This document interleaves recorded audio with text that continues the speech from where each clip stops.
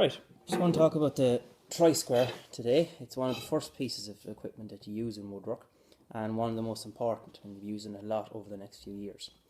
The tri-square itself is made up of a number of different materials.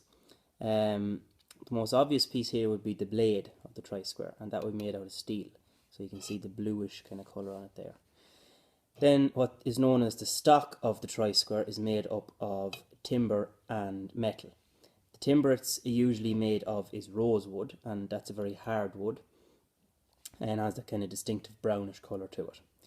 Then what you'll see is a brass strip along the inside of the stock, and the purpose of that is that when you're pushing this tri-square up against timber, which I'll show you in a moment, over time that may begin to wear down the timber. So the brass strip is put there instead because it will be much more durable, and therefore the tri-square won't lose shape or get damaged over time. What you'll also see is your stock and your blade are attached together with three brass rivets, and they will just make sure that the angle doesn't change on you. So you have your stock, which is made up of rosewood and a brass strip and three rivets, and then you have your blade, which is made out of steel. And this is your tri-square.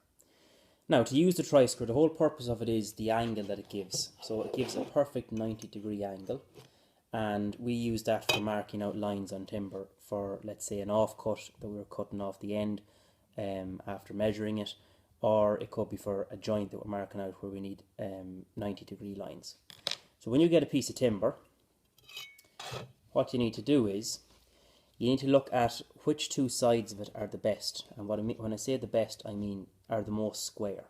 So square is another term that you'll often hear used for 90 degrees to each other. To test it, you can get your tri-square out. And if you put your tri-square up against all four corners and just look through and see is there any daylight coming through, or can you see any gaps? And if there is, it's obviously not that square. And if there aren't any gaps, then it probably is square. So you check them out and you mark off your best two using your face side and your face edge marks, which will have been explained to you.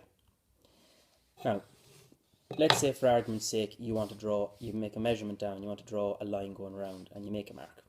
You want that line to go the whole way around your piece, and you want it to be perfectly vertical and horizontal when you're drawing it, so you're going to use your tri-square to do that. You have your mark made, you put your tri-square against your piece of timber, you make sure that the stock is pressed against the timber so there's no gaps, and you push it up against it and you draw your line against the blade of the tri-square. What that does is it gives you perfectly straight line against the edge, 90 degrees against the edge.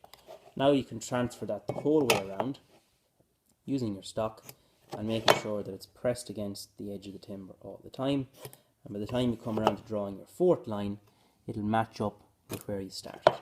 So you end up then with a line going the whole way around that matches up, and you know that the line that you've drawn is a perfect right angle against the edge of your timber.